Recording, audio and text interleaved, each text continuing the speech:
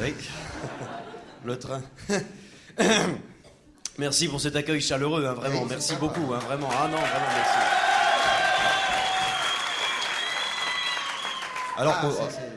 Alors qu'on n'a encore rien fait du tout, hein, vraiment.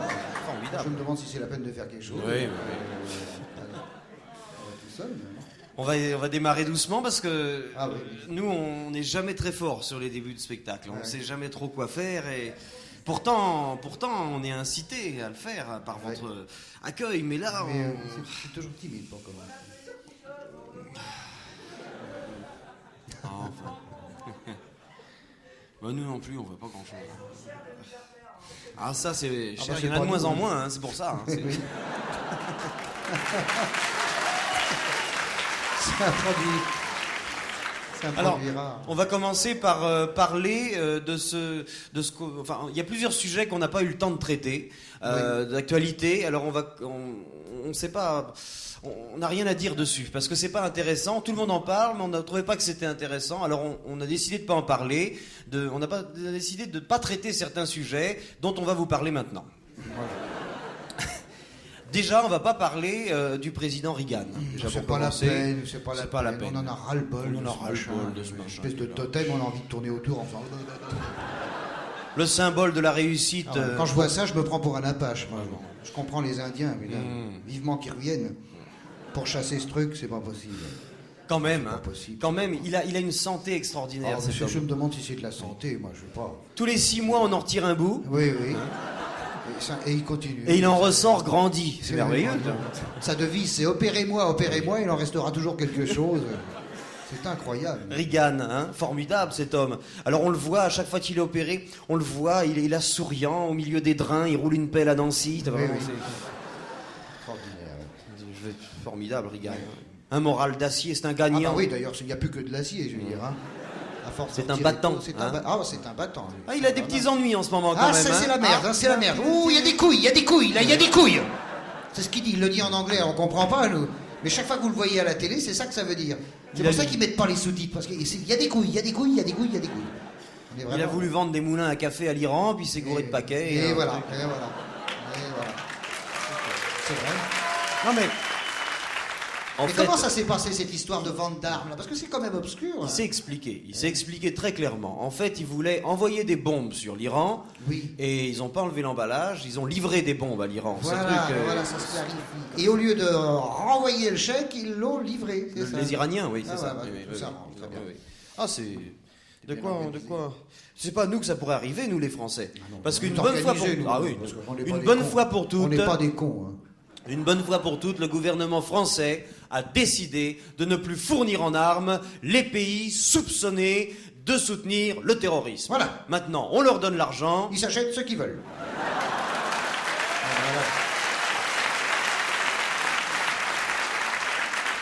Ils achètent ce qu'ils veulent, c'est-à-dire des armes. Voilà. Vous tentez le banco ? Oui. L'Iran, l'Irak, on fournit un peu aux deux, mais enfin bon... Oui, c'est toujours des produits français, des produits de qualité, très bonne qualité. Ah oui, qualité France. On peut imaginer le champ de bataille Irak-Iran d'ailleurs. Tu fais l'Iranien ? Oui, je fais l'Iranien. Parce que je l'ai fait hier soir, sinon on va s'y habituer. Sinon on se fait chier. Alors, t'es dans ta tranchée, je suis dans ma tranchée. On y va. Voilà, c'est bien. C'est quoi ta mitraillette ? Moi, c'est Manu France. C'est Manu France, moi aussi c'est Manu France. Dis donc, elle est en panne, la mienne, elle est enrayée là, je sais pas, c'est de la merde ça. Tu peux pas me dire comment je dois faire. Attends, fais gaffe au barbelé de pas te piquer le doigt. Non, j'ai la bah oui, non, mais c'est la petite molette là qui déconne. C'est la molette. Ah oui, alors on nous a pas livré de molette. Ah bah c'est la même, hein. C'est la même, d'accord, merci. C'est la rue. C'est la façon française de lutter contre la démographie galopante dans le tiers-monde. Et contrairement à ce qui se passe chez nous. Contrairement à ce qui se passe chez nous, parce qu'il n'y a plus assez de Français. Il n'y a plus assez de Français. Et Jean-Marie Le Pen l'a dit. Oui. Donc c'est vrai. Donc c'est vrai. Jean-Marie Le Pen. Qu'est-ce qu'il attend pour en fabriquer ? Ce qu'il y a, c'est qu'il ne trouve pas de partenaire. Même en payant. Oui, sa femme elle a refusé. Sa femme a foutu le camp il y a 2 ans. Elle a déjà donné. Jean-Marie Le Pen qui a fait pression sur le gouvernement français, qui a accepté la pression. Avec, il s'est fait coincer contre un mur et dire encore plus fort. Et pour ne plus que l'IVG soit remboursé. Ah oui. C'est un truc terrible quand même, ça. Faut y penser. C'est une histoire d'avortement, ça. Oui, c'est une histoire d'avortement. Oui. Enfin, Ça sera plus remboursé. Faut pas dramatiser, faut être objectif quand même. Ça ne s'adresse qu'aux femmes. Ah oui, c'est vrai. Bon, alors. Non, mais en ce qui concerne les problèmes de natalité, il Jean-Marie Le Pen est calé. Oui, à sa naissance, on a jeté le bébé, on a gardé le placenta. Alors, tu vois. De quoi on va pas parler encore? De quoi ne parlerait-on pas? On va pas parler de Bokassa. Non, c'est un ami de la France. Non, c'est un ami de la France.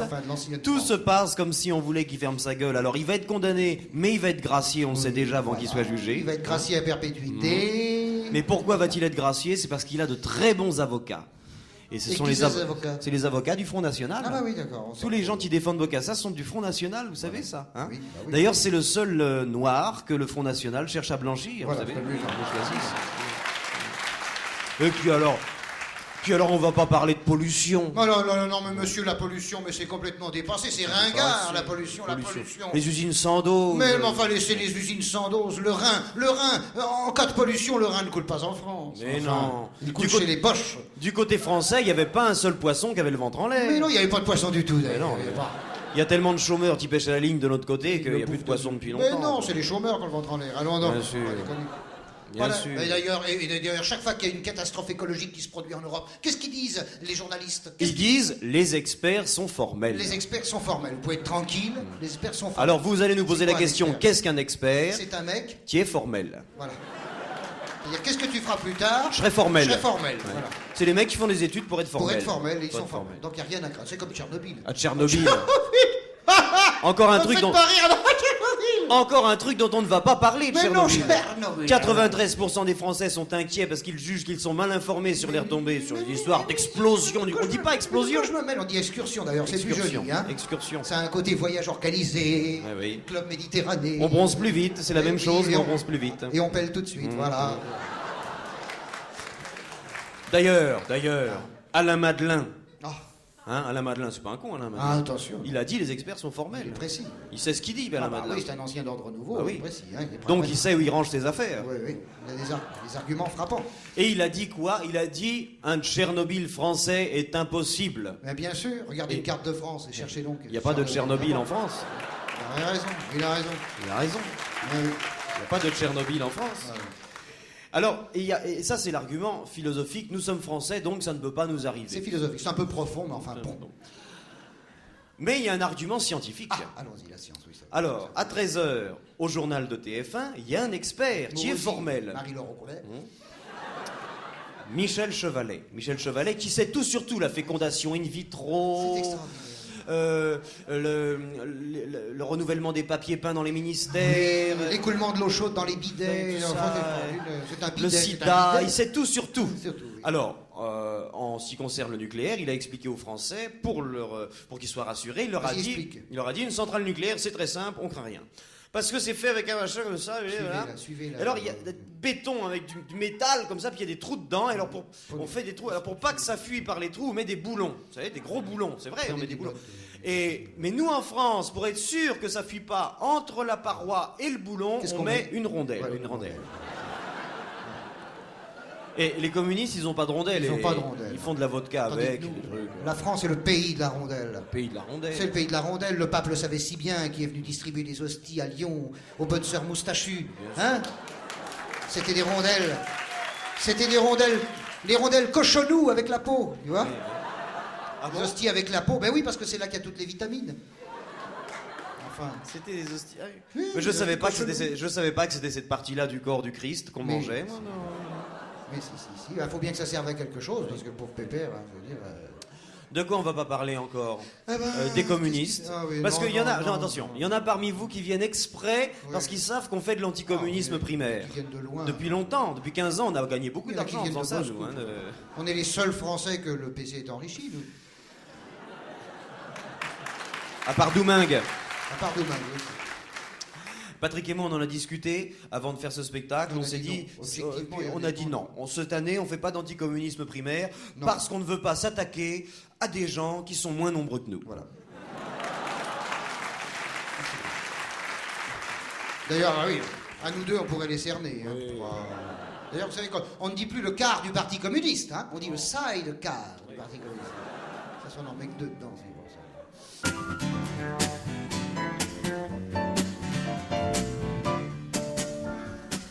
Les tristes cires du Figaro n'ont pas éclaté en sanglots le jour où Coluche est parti. Ils n'ont pas suivi l'enterrement, n'ont pas écrit à sa maman, et c'est à peine s'ils ont écrit quelques colonnes pour informer de l'accident inespéré qui les a fait bondir de joie. Et pour les faire un peu plus rire, il s'est dit tiens, je vais mourir. À quel succès, à quel tabac, quel torrent de haine, ma sœur. Ce type était un pourrisseur, vous entendez? C'est ainsi que le Figaro a qualifié le zigoto qui n'a pas fini de nous faire marrer. Un pourrisseur, c'est étonnant, un pourrisseur, c'est émouvant de trouver ça dans une gazette qui, au chapitre de l'ennui, dans l'art de la dégueulasserie, n'a pas encore trouvé son maître.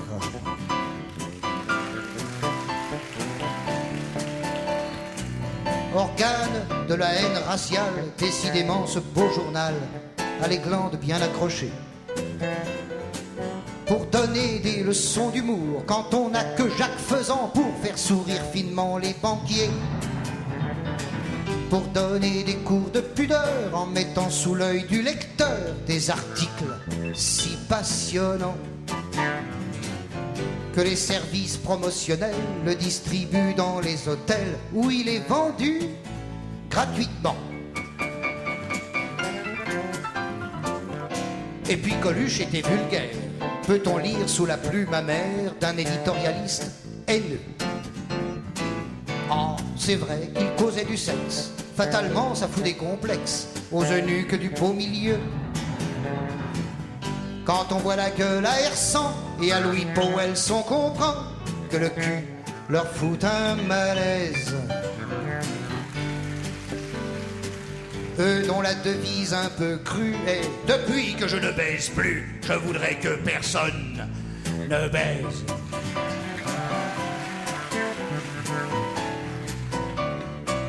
Quand on dit qu'un journal est con, on le compare à un torchon. Or un torchon, si je ne me gourre, ça sert à nettoyer la crasse, alors que le Figaro ramasse un peu plus de merde chaque jour.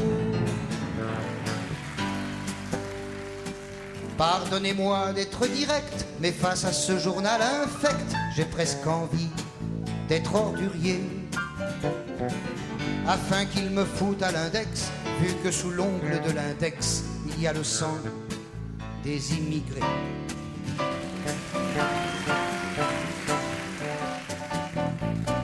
J'avoue que mes couplets revanchards ont un esprit 68 arts, mais chacun sa guerre, c'est la vie.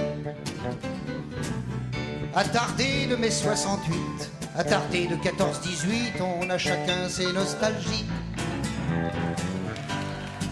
Les tristes cires du Figaro, à la mort de Marcel Dassault, ont fait de grands signes de croix.